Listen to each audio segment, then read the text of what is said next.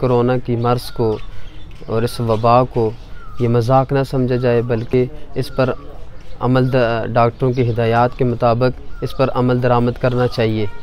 और मास्क पहनकर मस्जिद में आना चाहिए। और हमने अपनी मस्जिद में इस चीज़ का बड़ा ख़्याल रखा हुआ है कि फ़ासले रख के लोग नमाज़ पढ़ते हैं और सोशल डिस्टेंस का बाकायदा ख़्याल किया जाता है। और आप लोगों से ये मैं कहता हूँ कि जब भी बाहर निकलें हाथ धो कर जाएँ और मुसाफ़ा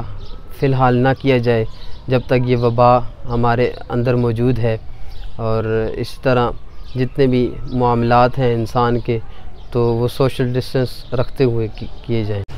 एक और बात जो आपके साथ में लाजमी शेयर करना चाहूँगा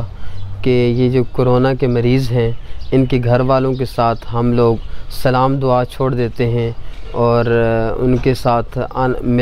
उठना मिलना जुलना बोल चाल ख़त्म कर देते हैं। तो ये नहीं होना चाहिए और हमारा मज़हब भी इस चीज़ की इजाज़त नहीं देता कि कोई बंदा अगर किसी वबा में मुब्तला हो तो